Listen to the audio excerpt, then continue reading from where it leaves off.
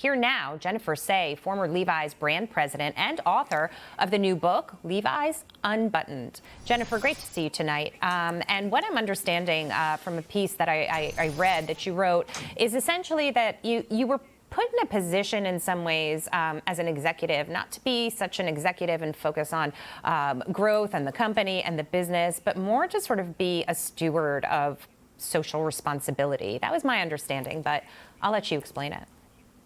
Well, I think it's both. I mean, ultimately, the goal for any company, which I think we should all be honest about, is to deliver profits for shareholders. That is the fiduciary responsibility.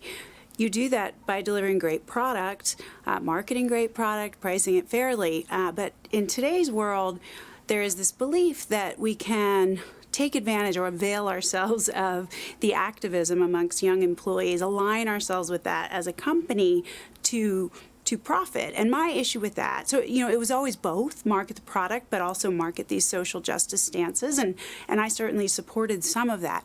My issue with it is the hypocrisy of it, because at the end of the day, it's a distraction and it's a lie, frankly. It's a pose. There is no justice underneath of it, but it is a way to distract consumers as well as employees, while the shareholders and the CEOs get very, very wealthy. Yeah, and Levi Strauss did send us a statement, and they say, quote, much of what Jen Sey has said and published publicly about Levi Strauss and company, her time with the company, and her departure is untrue or grossly misleading. When Jen went beyond calling for school reopenings and began using her platform to criticize public health guidelines, it undermined the company's health and safety policies. Jen, I'll let you respond to that.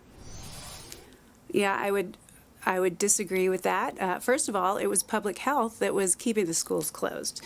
So there's an inherent conflict there. If you are going to push back, as I did as a mom, on closed public schools, and to be clear, San Francisco and California they were the city and the state closed the longest of all 50 states. If you're going to push back on that policy, you are inherently pushing back on public health. So you can't really do one and not the other. Public health in San Francisco kept playgrounds, outdoor playgrounds, closed for 10 months. So if I was going to push back on playground closures, which I did, because in a city, that's where kids play, no one has a yard, that is inherently pushing back on public health. So I think they're playing games with language here, frankly.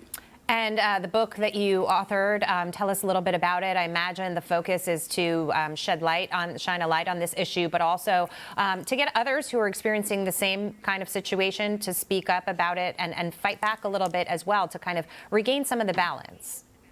Yeah, I mean, it's about a couple things. It's certainly about my time at Levi's and my time before Levi's in corporate America. Being a woman coming up in corporate America in the 90s and the 2000s, what that was like. But it really is an exhortation to use your voice and to say what you think and to stand up for what you believe in. 62% of Americans say they don't feel like they can do that. That's a problem. Your politics, your activism even, that should not be a litmus test for employment, that you have to hold certain views. It shouldn't be an HR violation to stand up for children.